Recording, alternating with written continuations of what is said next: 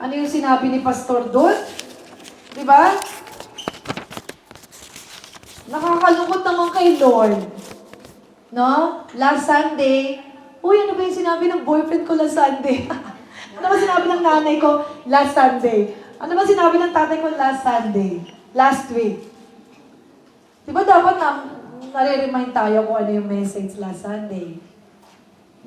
O, anong verse ba last Sunday? If I will not be mistaken. Nasa 1 Corinthians, di ba? Amen? 1 Corinthians. Anong ang verse natin sa 1 Corinthians? Anong sinabi doon? Para nare-remind tayo. Kasi every Sunday lang tayo nagmi-meet up. Amen? Hindi pa tayo matututo sa salita ng Panginoon. Hindi na nga tayo natututo minsan sa mga bagay na gusto ng Panginoon, maging sa ating oras, yung priority. Hindi na tayo nakakasunod sa Panginoon na kailangan di ba? Meron tayong priority. Dahil marami tayong ginagawa sa labas. So now, nandito tayo ngayon. Ano kaya natutunan ko last week? Ayun ang tanong. Sige nga, pakibasa nga po yung last week. Di ba, pinaulit-ulit ko yon. Amen? Alam nyo, this is the day. This is the time na tayo po ay matuto ng salita ng Panginoon. Alam niyo ba nangyayari sa buong mundo? Imagine, kung i-check natin sa YouTube, Brother Ryan, can you check the YouTube? Yung nangyayari sa Eton, sa California, sino-sino ba yon? Alam ko naman, alam nyo. Pero merong hindi alam. Tinanong ko alam ba yung nangyayari sa Amerika? Ano yung pastora? See? Yes, pastor. Pansarili. Amen. Diba? Imagine, if you look around you, around us, outside the world, ano ba yung nakikita natin sa buong mundo? Look at this. Sige, play natin yung ating nakikita. Ano ba yung nangyayari dyan? Para lang tayo ay magising. Sabi nga, awaken time. Alam mo, binigising tayo ng Panginoon. Ginigising. The Lord is, sabi ng Panginoon, wake up. But first, you need to look at yourself. Look at yourself. Diba? Ito yung time na tayo po ay magkaroon ng reflection sa ating buhay. Let us just watch this before we start the message. Because the message last week is about, di ba? Anong sinabi ni Pastor? We are the member of the body of Christ. Naalala nyo? Naalala nyo? Ano yung verse? 1 Corinthians, verse 12. Oh, verse 12. Ano yung sinasabi doon? Feel love. Ano sinasabi doon? Verse 12, 11. Oh, ano sabi doon?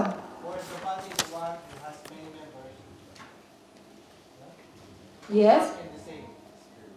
Spirit works all these things, distributing to each one individually as He wills.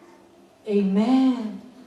So it means that every member of the body of Christ is important and has a role to play. So ano natutunan natin doon? Wala yata tayo natutunan kawawa naman si pastor. Wala tayo natutunan, hindi natin nagkaroon ng reflection. What we learn. Di ba tayo yun tayo yung tinatanong ng Panginoon no? Kaya nga sabi niya dun sa Ecclesiastes, yung ating team, Kingdom Vision. Di ba? Sabi sa Ecclesiastes, two are better than one because they have a good return for their labor. It means that every member has the role, responsibility. Hindi lang po tayo nakaupo. Kahit nga hindi Christian, may responsibility. Tama? Meron. Dapat we are the hands. Sabi nga, we are the hands, the feet. Look at this. Look at this. Alam nyo, nakakalungkot talaga no? Mga Christian, nakakalungkot. Tayo mga tao, hindi lang Christian. But hindi tayo aware sa mga nangyayari. Kung iisipin natin kung tayo ay nandyan, ano na kaya ang feeling nyo? Ano kaya ang ating mararamdaman? Gusto ko lang na may ipakita sa inyo because it's a timing, no? It's a good timing. Sige, play natin, Brother Ryan. This morning, the firestorm officials had feared becoming a reality, with a third out-of-control wildfire exploding overnight in the Los Angeles area. At the end of the day, I mean, who's ready for something like this? Overnight, flames reaching the iconic Malibu neighborhood and its beachfront homes. In the coastal neighborhood Pacific Palisades, multiple homes completely engulfed in flames, with desperate residents rushing to get out. Planes flying above the area, capturing the massive reach of the inferno. The fire jumping Pacific Coast Highway, burning all the way to the ocean, even threatening the famed Getty Villa Art Museum. And 2 more fires igniting overnight, spreading to Pasadena, where this Jewish temple erupted in flames. It's like a bad, horrific dream. In Altadena, dramatic video showing elderly patients being evacuated from a senior center. The Palisades fire igniting mid-morning Tuesday, with the area's hilly, winding roads quickly clogging with cars. The homeowners are saying they're unable to access any exit routes. There's fire on both sides of the road. We are in bumper-to-bumper traffic right now as hundreds of people try to get out. You can see flames here on both sides of the road with very little visibility. Many abandoning their vehicles to flee on foot. Policemen started telling everybody, get out of your car, leave your car if you want to live. A bulldozer brought in to clear a path, pushing dozens of cars out of the way. Smoke from the growing fire darkening the skies. This man breaking down, desperate to reach his dogs. I've been trying to get to my house for 5 hours. Later reunited, his house thankfully saved. Overnight, a high school up in flames. The fire hitting some of California's most famed areas, home to iconic houses and sites, and many celebrities. Chris Pratt posting overnight, please send prayers and strength to those affected. James Woods posting this video of the fires approaching his home. Beloved actor Steve Guttenberg among those stepping up to help his neighbors. When things like this occur, you really realize how vulnerable you are and how important community is. Scenes of unbelievable devastation and loss as the relentless winds fueling these fires show no signs of letting up. Now here in Malibu, the Palisades fire continues to spread. Officials say one firefighter suffered an injury, a serious head injury battling this fire. There are also multiple burn victims. LA Fire is stretched so thin right now that they put out an all-call asking any off-duty firefighters to come and help them fight these fires. And the scary part, guys, we are still in the middle of this windstorm. Thank you, Brother Ryan. See? Alam nyo, nakakalungkot, di ba? Nakakalungkot na makita yung mga tao na gano'n. At ito ngayon ko lang nakita, iba kasi nakikita ko eh. The other videos. Yes, dito po, sister. Di ba anong feeling natin?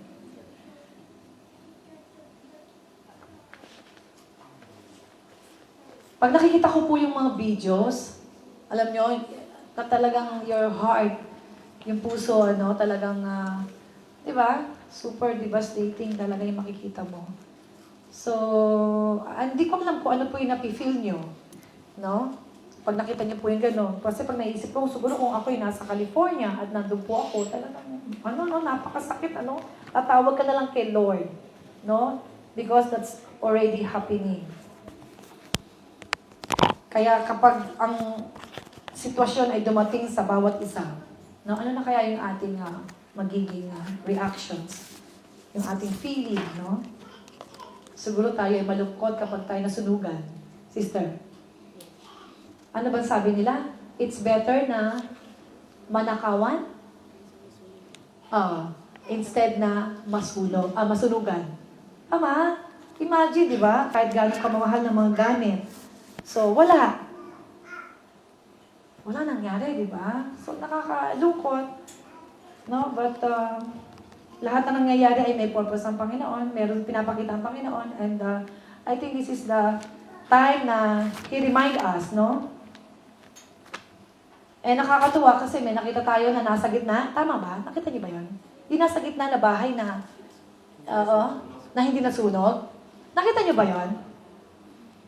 Nakita niyo yun? The one house, Brother Edwin, it was not burned. So, we saw that in the video. So, that is the miracle of God. Amen? So, ganun din eh. Ganun din yung ginagawa ni Lord sa bawat isa bilang Kristiyano. Sometimes yung burn, yung ignite, nawawala. See? Nawawala. Yung fire. Nawawala ba sa puso niyo yung fire? Fire sa puso niyo, nawawala ba? Eh, yun, ibang fire yun. Kasi yung fire na yun talaga nakakamatay. Kung nasa loob ka, ikaw'y masusunog, maburburn ka. Diba? Ang sakit. Ang sakit. Kaya, pag inisip mo, magpasalamat ka sa Panginoon. At wala tayo sa ganong sitwasyon. Tama? Wala tayo sa ganong sitwasyon. So, dapat lagi tayo maging thankful sa Panginoon. At tayo ay magbasa ng Word of God. Let us open our Bible. 1 Corinthians na naman. Because our topic, our theme is Kingdom Vision. 1 Corinthians chapter 16. Yan, verse 5 hanggang 14. Mababasahin natin yan. So let us read. This is about the work of the Lord through Paul. Siguro kilala niyo si Paul. Si Paul from the Bible. So, ang title ng ating message is, ano yung title natin? God's work done in God's way. God's work is done in God's way. See? Let us read 1 Corinthians 16. Basahin natin lahat. Okay? Okay, let us read.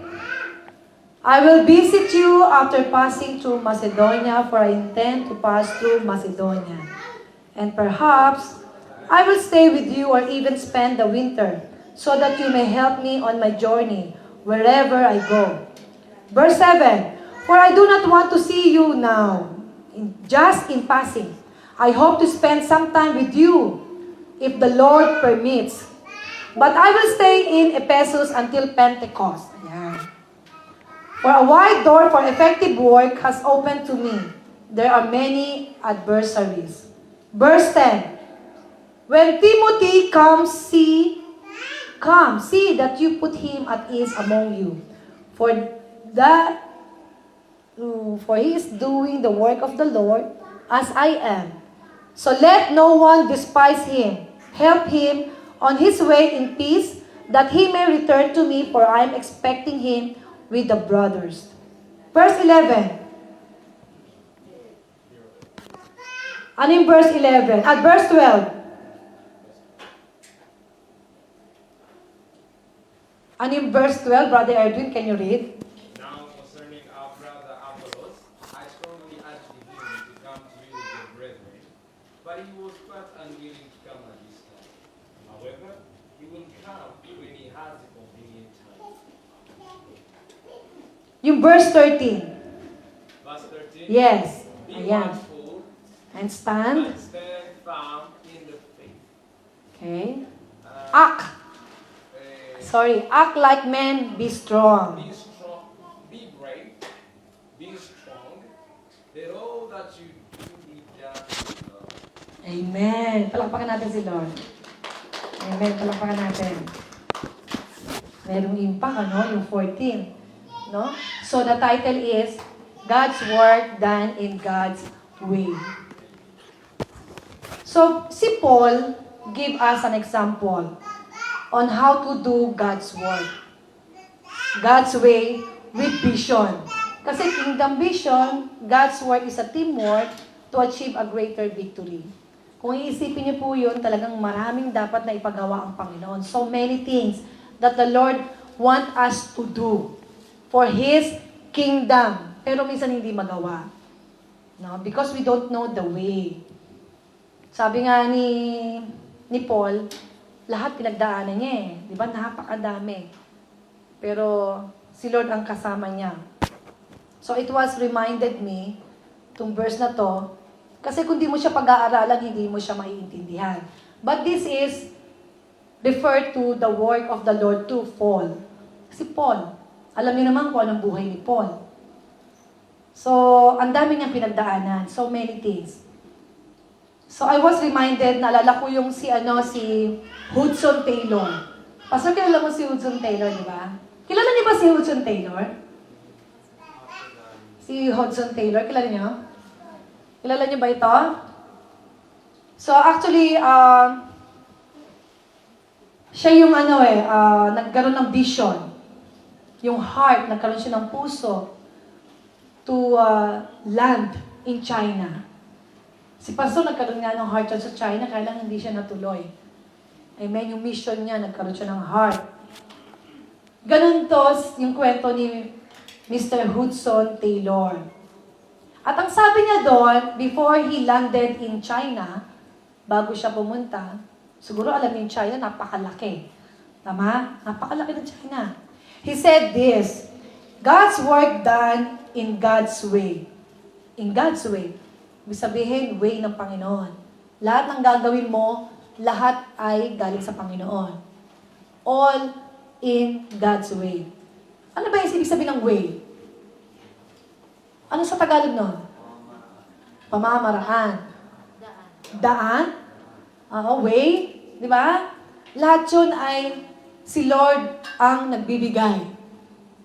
So in total, in all in God's way. God's will. Kaya sabi ni Hudson, God's work done in God's way will never lack God's supply. O kapag ikaw ay tinatawag ng Panginoon kung saan ka pupunta bilang Kristiyano, kasi maraming trabaho ang Panginoon. Napakadami sa buong mundo. Ikaw, Sister Leia, dadalhin kita sa Africa.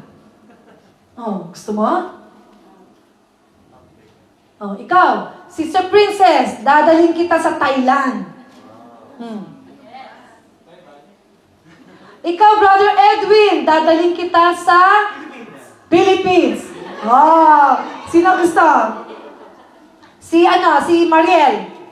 Si Mariel, dadalhin ko yan sa Nepal. Nepal, oh. Eto, but this Hudson Taylor, dinala ni Lord he landed China. Sabi niya, kapag ways ng Panginoon, hindi maglalak ang Panginoon. Hindi magkukulang. Hindi magkukulang ang Panginoon. Tandaan niyo yan. Kapag ang Panginoon ang kasama niyo. When he first landed in Shanghai, ayan magkukwento muna ako. Meron akong question, makinig kayo mabuti. Meron akong question, kapag hindi kayo nakasagot, nako. Kaya makinig, ito tenga lang sa inyo, tenga lang. When he first landed in Shanghai, in China, March 1, 1854, napakatagal. 1854, in his missionary tour. Alam niyo ba ang mission ay iba-ibang klase? Maaring ikaw, Sister Marjorie, pwede ka mag-mission sa ibang bansa. Pero may iba kang purpose. Mission yun. Kahit hindi ka Christian, punta ka sa isang lugar, uy, may mission ako doon. Anong mission mo? Punta ko yung mga igorot sa Baguio. Di ba? Baka mapupuntahan yung mga igorot, may mission ka. So you have a mission. Yes, please, here. Ay, come here. Sige po, mapupunta tayo dito. Tako'y nagkukwento. Sheena, you stay here. Pastor? Pastor si Sheena. Pa-pray natin. Sister, dito, si Sheena. Sino po ka rito? Sa Shiburi. At ang ating mga kapatid. Sige lang po kayo, tako'y nagkukwento. Habang kayo nagkukwento about sa China, siya Shiburi. Diba?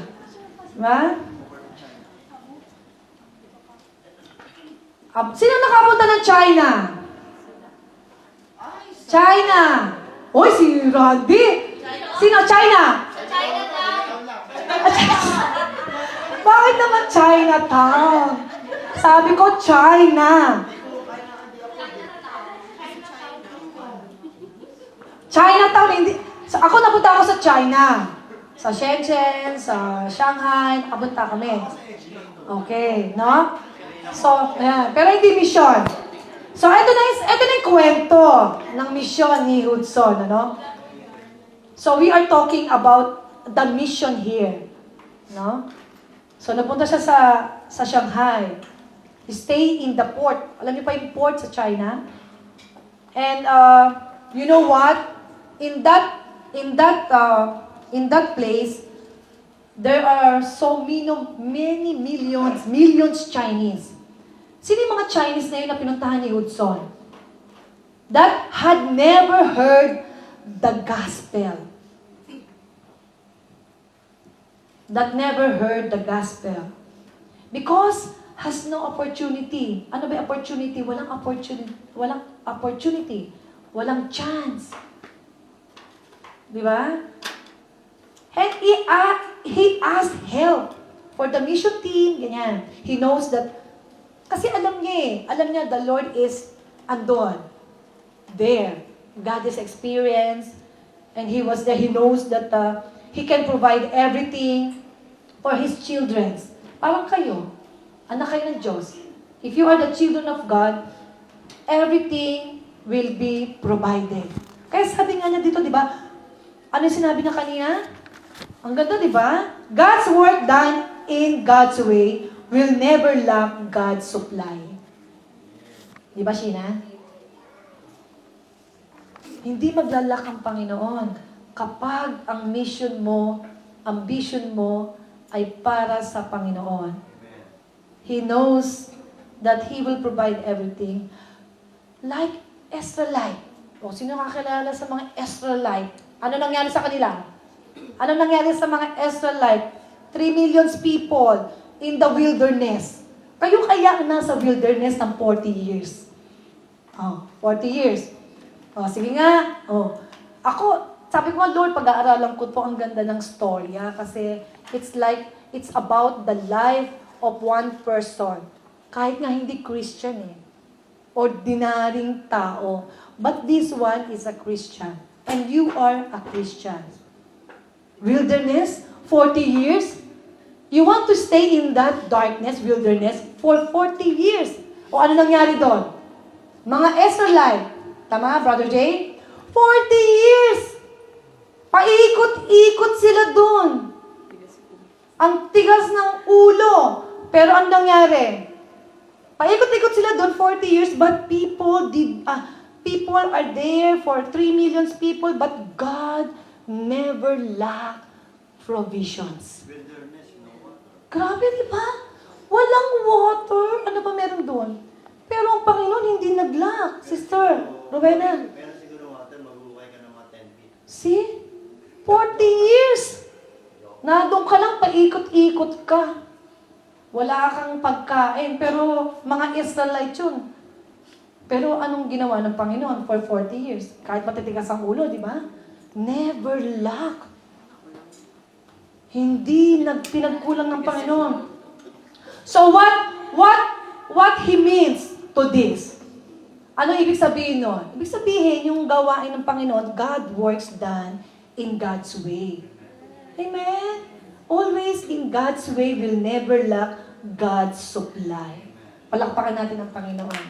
Hindi ako naniniwala na kapag ikaw anak ng Panginoon, magkukulang ka. Maaring merong mga struggle. Maaring merong mga difficulties. Pero the Lord will always provide. Because His promises are true. In Matthew 6:33, if you read that. Tama? It's true. He never say anything na hindi pwedeng mangyari. What is God's word? Ano ba yung gawain ng Panginoon? And what is God's way to do that work? Ano ba yung way nyo? Yung way nyo ba is sarili nyo lang? It's your own way? Actually, God's way to do that work, what is God's word? Actually, that is in front of you. Nasa harapan nyo na eh. Nasa harapan mo na ang pinagagawa ng Panginoon sa'yo. Minsan hindi mo naman ginagawa. Amen? Kasi pag agad talaga sa puso mo si Lord, bibigyan ka ni Lord ng provisions. Kapag sabihin mo na ikaw ay Lord, hindi ako matalino. See? Hindi ka matalino. Ay, Lord, hindi ako hindi ako magaling. No. If God is with you, and your way is in God's way, everything, He will give you wisdom. Kahit sabi mo hindi ka matalino, Sister Jean, the Lord will give you wisdom. if you know that the Lord will provide everything, lahat ibibigay niya sa'yo. The wisdom of God. The wisdom of God is a matter of choosing not only to prosper. Hindi lang para ikaw ay prosper. Ano sa Tagalog nun? Pagyamanin. Diba? Hindi lang yon. Ang daming gustong ibigay ng Panginoon sa atin, pero hindi mabitawan. Bakit kaya? May problema, di ba? Hindi lang yun, napakadami. Kung ikaw ay pumunta sa isang lugar, ibibigay ni Lord yung good way, yung destination.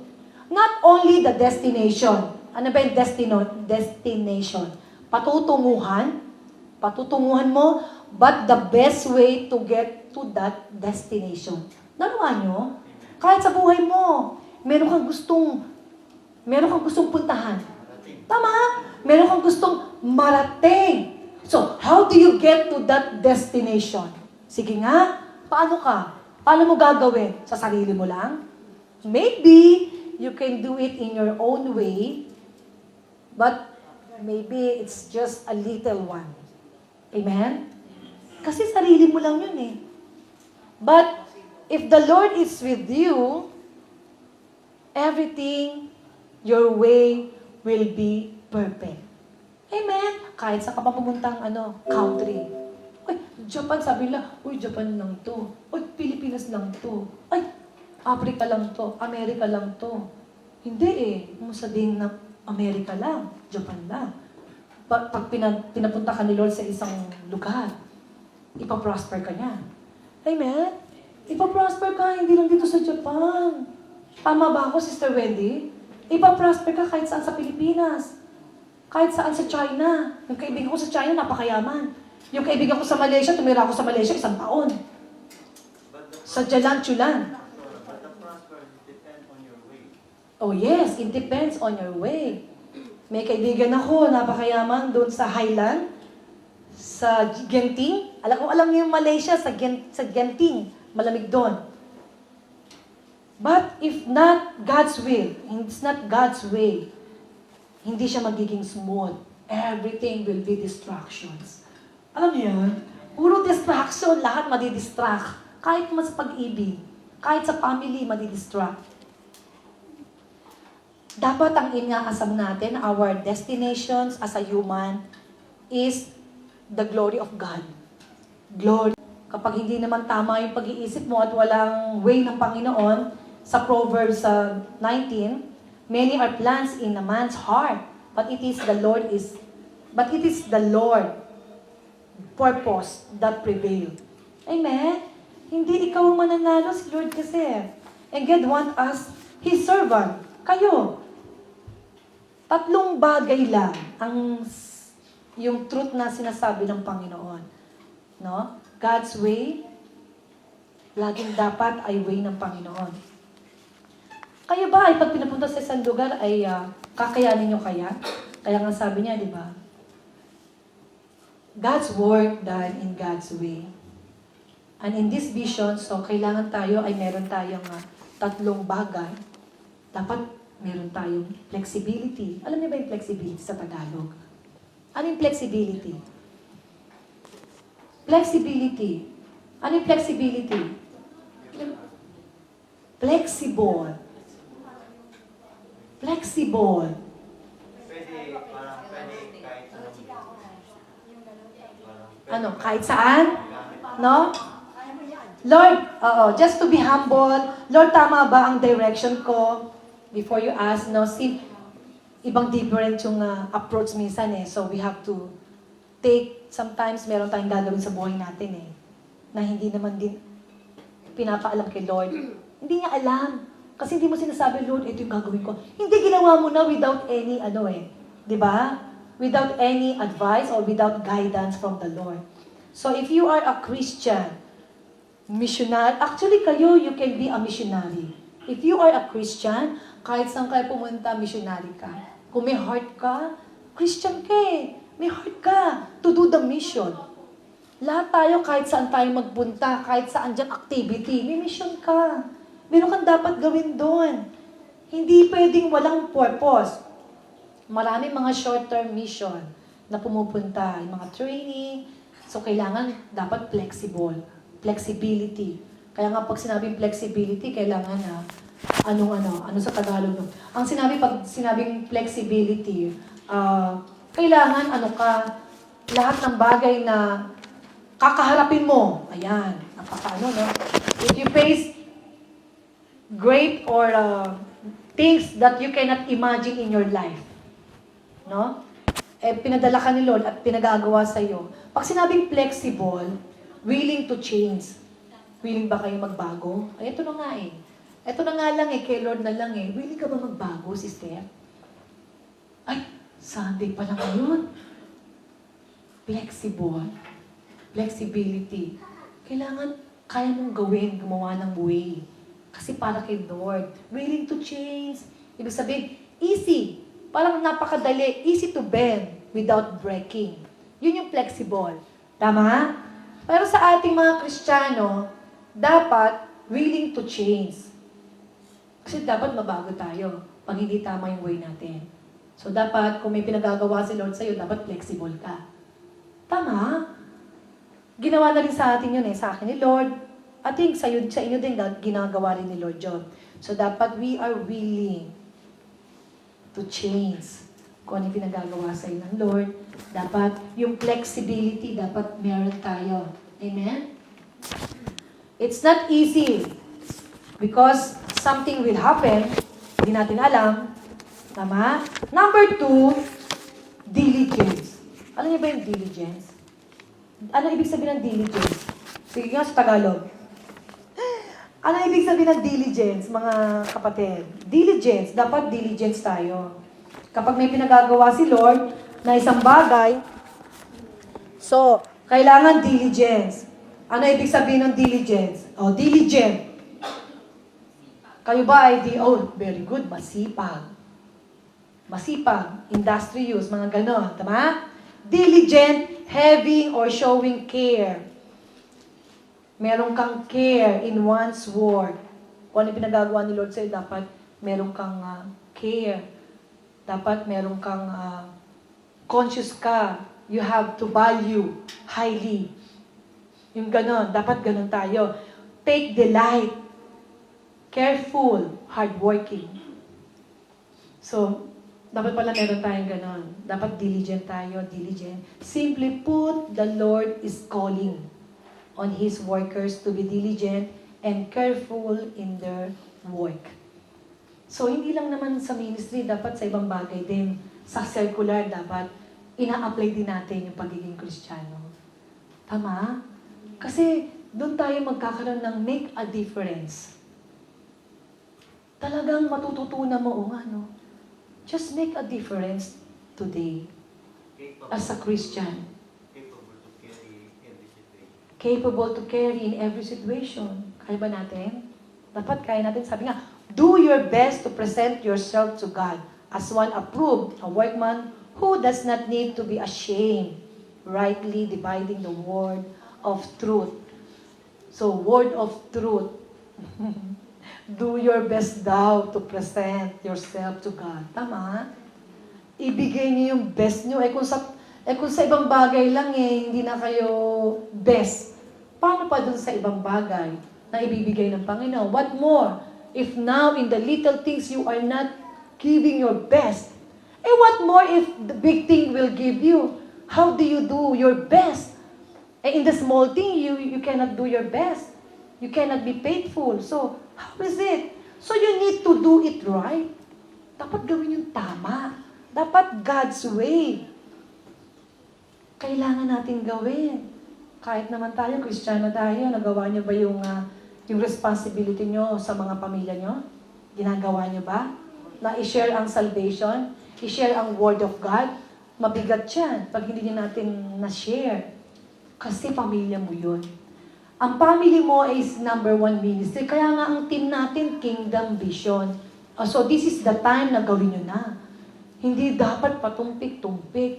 Kailan pa ang time? Now is the time. It's not tomorrow. Because tomorrow, you will not know what will happen tomorrow. Like what happened to California. In California, right? The wildfire. Paano na? Alam niyo bang magkakaganon? Di ba hindi? So, the time is it's too late. So, we need to have urgency. Kingdom vision. There's no time for anything else. So, what happened sa LA? Nakakalungkot, di ba, pag nakita mo yung news? Oh, your heart is, breaking, di ba? Napakasakit. Napakasakit mawalan. Lalo na kapag pamilya.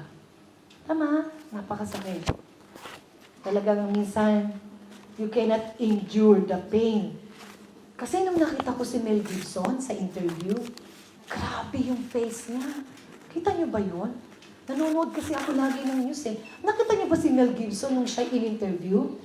Grabe ang face niya talaga. Grabe. Hindi ko alam kung stressed, super devastated, frustrated, disappointed. Lahat na yata nakita ko dun sa mukha niya. Lahat nakita ko na. Nakakalungkot, di ba? Kung tayo'y nandun. Di ba? So, sometimes the Lord is testing you and trying you. Minsan, si Lord tinetest tayo eh. O sige na, anak, punta mo yun. Di ba? Minsan, ayaw natin sumunod. Di ba? Yung pangatlo nga, di ba? Number 2, diligent. Number 3, opportunity. Oh. Opportunity. Meron ka na nga opportunity. Naku, hindi mo pa nagawa. Tama. E paano na? Kung bukas pala, mamamatay na. Hindi mo na nagawa yung opportunity. Binigyan ka ng opportunity. Kahit ba sa trabaho mo eh. Kahit saan. Sa business. Sa school. Kundi nga lang bawal sa school eh. Sa public school. Na tinuturo ko ngayon once a week. Kundi lang bawal mag-share ng Jesus eh.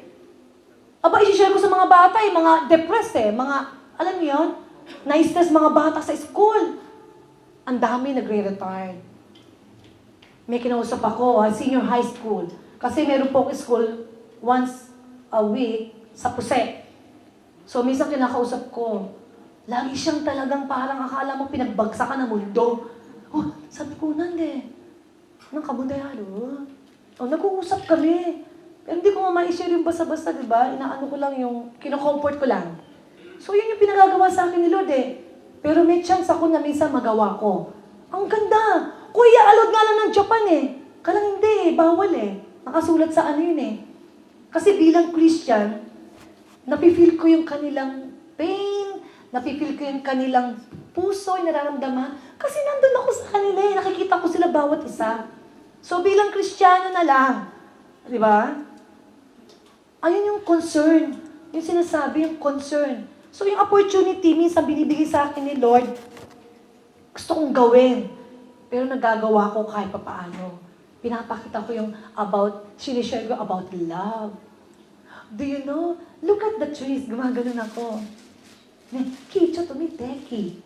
Oh, so nag-uusap kami. Ano ba? Di ba ang ganda niya? Creation. So, ganun ako pumapasok. Kasi hindi ko nga masabi yung, yung about religious. Bawal kasi, no? Kaya natutuwa ako kay Lord. In that way, nasishare ko eh, kahit paano. Nakakatuwa. Kaya si Lord minsan tinetest tayo. So sabi nga sa Luke 16:10, whoever can be trusted. Yung maliit na bagay na pinagagawa sa ni Lord, gawin mo naman. Basta God's way, gawin mo. Whoever can be trusted with very little can also be trusted with much. Eh kung yung maliit hindi mo magawa, paano na kaya yung malaki? Tama? Paano na anak? Paano na kita bibigyan ng opportunity? Napakadaming door na kailangan mag-open ng opportunity para sa'yo. Pero yung sa maliit na bagay na pinagagawa ko sa'yo, hindi mo magawa. Tama ba ako? Ito, practical to. Hindi mo magawa, pero totoo. Dahil yun naman sinabi ni Lord sa Luke eh. Diba? How can you be trusted in big things? Eh kung naman kung maliit, hindi ka nga mapagkatiwalaan. How? Di ba hindi ka mapagkakatiwalaan? Hindi ka bibigyan ni Lord ng kayamanan. Kapag hindi ka naging faithful dun sa maliit na ibinigay niya. Kapag naging faithful ka sa maliit, magiging faithful ka sa malaki. Amen? Hindi lang sa pera, maging sa buhay mo, sa oras mo, lahat. Sa ginagawa mo, maging faithful ka. And the Lord will give you everything you need. Lahat ng opportunity. Open door. whatever, speak opportunity. When Jesus speaks, no, dun sa lugar na yon, saan ba yun? Sa Philadelphia, Pastor? During that time, anong sabi ni Lord doon? Behold, I have, sabi niya sa Revelation ng time na yon, no? Behold, I have placed before you an open door that no one can shut. O, ang sabi ni Lord, wala daw pwedeng mag-shut. Ano ibig sabihin nun? Kapag nag-open ang door ang Panginoon, walang pwedeng magsarado. Ibig sabihin, pag binuksan ni Lord yung blessing, hindi niya pwedeng i-shut down yun. Tuloy-tuloy open yun. Is that awesome? Awesome yun ha. Amazing. Gusto ko yun, an open door, without shutting. Ang sarap nun. Hindi lang sa material. Sa life, sa family, sa love life, sa relationship, sa business, sa friendship, ang dami. Hindi lang sa pera, sa money. No. Napakadami. Bakit? Ang good health mo. Diba? The Lord's opened a door to give you your health is your wealth. Wealth yun, kayamanan yun. So God's work done in God's way. And God seeing, God is working, and God is moving in that direction. And going through that door, that open door. So, wag niyong ililit ang Panginoon. Nililimit niyo ba ang Panginoon? Hindi. Opportunity. Kapag binigyan kayo ng opportunity ni Lord, grab it. Opportunity only comes, sabi nga eh. Ano bang opportunity? A good chance. Uy, binigyan na kita ng chance, anak. Bakit naman hindi mo ko sinunod? Binigyan na kita, inopen ko na yung door. Matigas ang ulo mo, hindi mo ko sinunod, hindi ka naging faithful. So, it's not God's problem. Hindi problema ni Lord John. It's our problem. Tama? Gusto niyo ba mag-open ng door ang Panginoon? Yes. Oh, man. Gusto niyo ba nakagalan yung kamay niyo? No. Kapag ang kamay lagi naka-open. Kasi si Lord open hands, di ba? Oh, i-open niyo yan. Kasi bigay niyo kay Lord yung hands niyo. Lord, I will accept with the open hands. Tama? Ako nga eh. Ayan ha, when I left my corporate world sa buhay ko, years ago, and I joined Pastor Gabby sa mission. Tama? So I left that opportunity in Japan. I was working in Japan for almost 10 years. Sa Ginza yung office namin. So I have so many trainings. Ang dami kong ginawa, no, para lang mag-excel ako. Tama? Pero ang bait ni Lord kasi, yung ginawa ko, in-apply ko yung God's way. Ginawa ko yun sa trabaho ko. So God lift me up. Maging yung boss ko. Hindi ko alam, yung mata niya nasa akin lagi. Bakit kaya? Parang ako yung apple of the eye. Alam niyo? Oo, totoo yan. Hindi ako nagsisinungaling. Naririnig ako ng boss ko. Eto, nakalive ba ako? Yung kanyang mata lagi parang apple of the eye. Alam niyo sa binibining Pilipinas, parang si Daisy Reyes. He is the apple of the eye of the judges during that time. Yes, it's like that. Parang ikaw ay nagsishine. Kasi totoo ito sinasabi ko kasi nangyari sa akin eh. Yung boss ko parang lagi nakatingin sa akin. So yung mga tao doon nakatingin sa akin, parang nagugulat. Wala naman akong ginagawa. But the Lord, I think the Lord is making me shining. Pero hindi ako gumagawa nun. Si Lord. Hindi ako yun. Palakpakan natin si Lord. Kasi kung ginawa sa akin ni Lord, yung gagawin din sa inyo.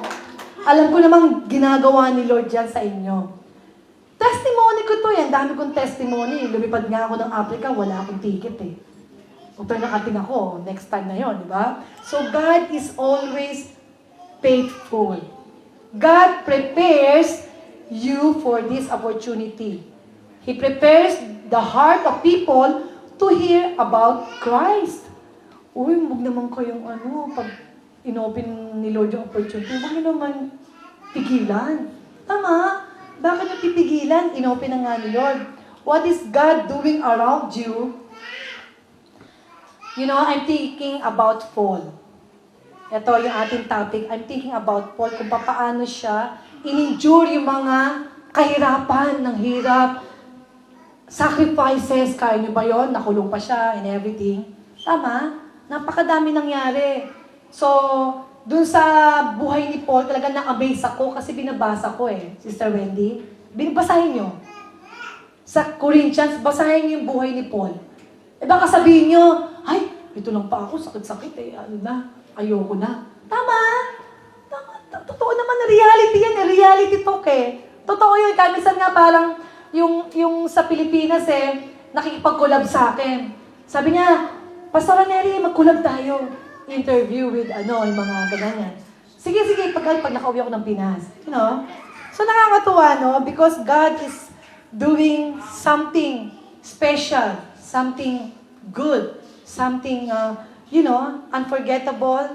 So God is doing the amazing thing for you.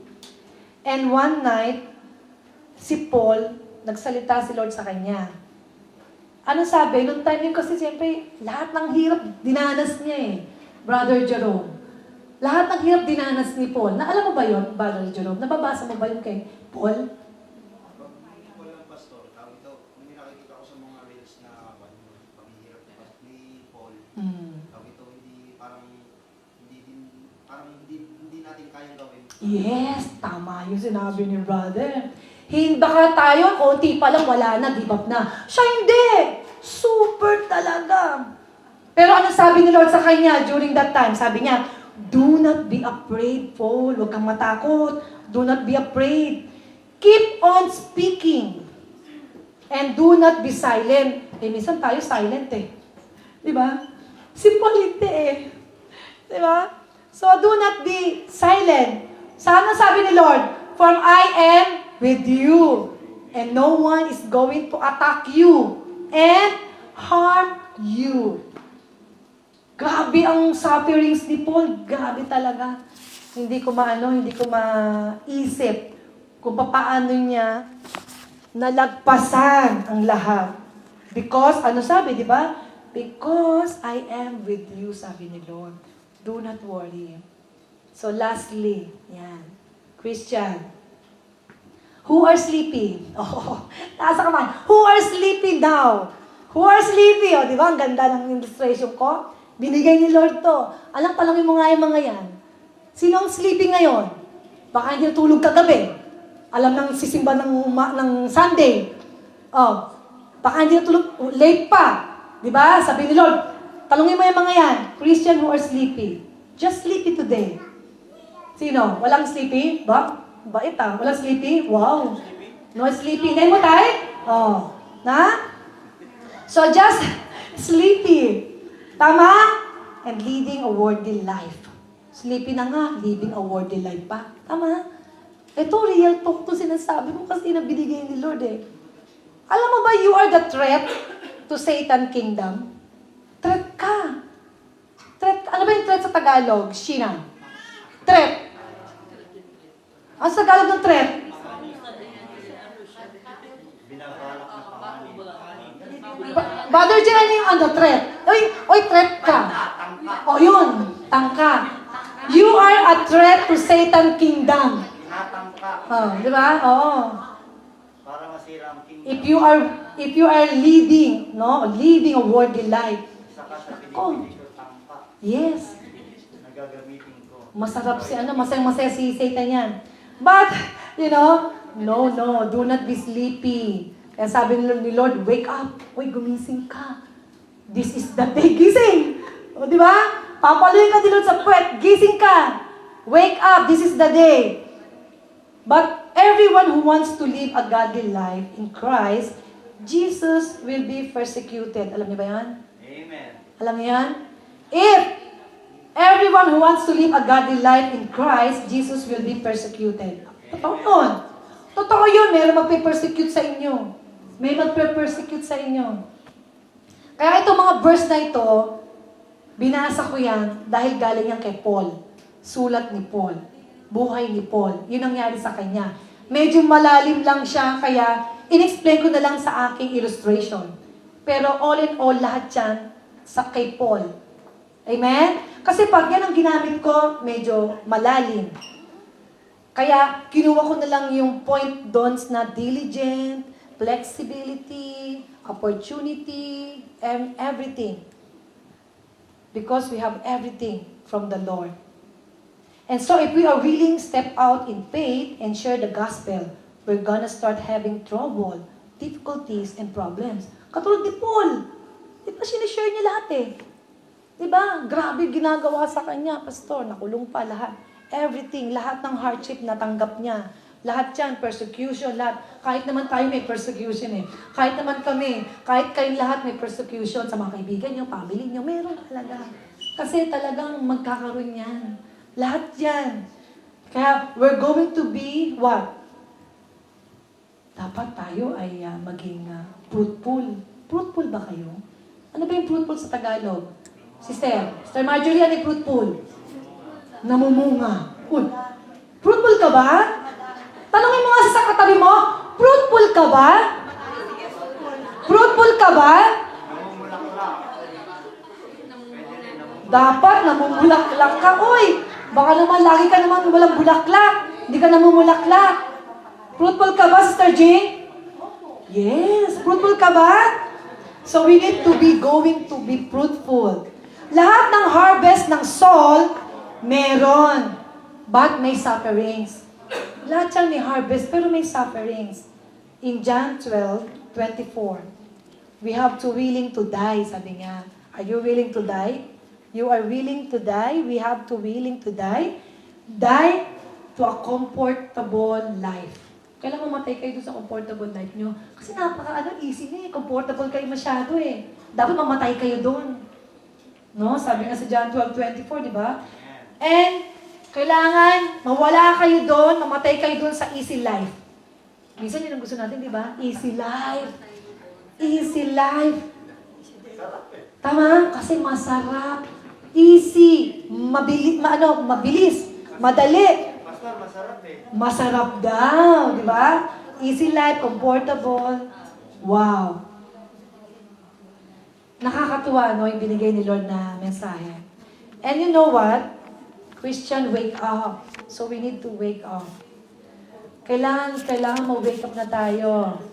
Because God always make a way. Alam niyo ba yung kanta ng God will make a way? Gusto niyo marinig? Eto, gusto niyo marinig? Sige papakantahin na natin yung ating make a way, di ba? And the Lord, no? Alam nyo, nakakatuwa eh. Kaya kailangan tayo be watchful. Stand firm in faith during this time. Tingnan niyo may nangyari sa California. Mabuti nga, hindi tayo dito ganun sa Japan eh. Tama? So, lastly, 1 Corinthians, God teach us from this chapter, Christ's death on the cross, but God given faith in Christ to those who believe it and find God's power and wisdom. Amen? And be watchful. Stand firm in the faith. Act like a man of God. And be strong. Let all that you do be done in love. Diba? Be on your guard. Because the Lord's way, God's word, is God's way in your life. Amen? So, kantayin natin to. Kung alam niyo itong kanta na to, ma-amaze kayo. Kantayin natin to bago tayo mag-end up, closing prayer. And because the Lord opened the doors to remind us in Ephesians 3:20, remind us that in Christ, all opportunities are made possible or turn into blessings. Amen? Turn into blessing. Kantayin natin to. Sige, mapulang kayo dyan. Let us sing this song. Amen. Amen. God will make a way. Meron ba lyrics dyan? Brother Ryan? Look at this before we pray. And I will call Pastor Gab also. Amen. Alam niyo ba yung kanta na to? God will make a way. Yeah, meron dyan lyrics eh. Sige lang. Brother Ryan. Pakinggan niyo to.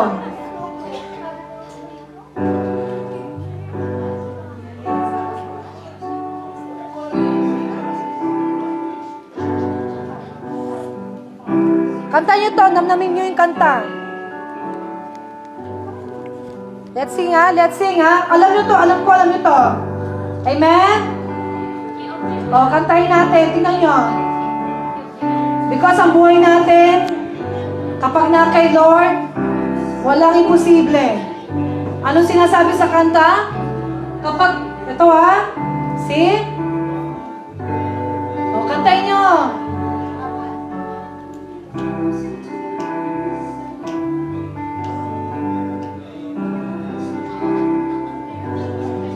Kantahin, anuhin natin yung lyrics. Okay, let us sing ha. Okay, ulitin natin. God will make a way. Kantahin nyo. Where there seems to be no way. He works in ways we cannot see.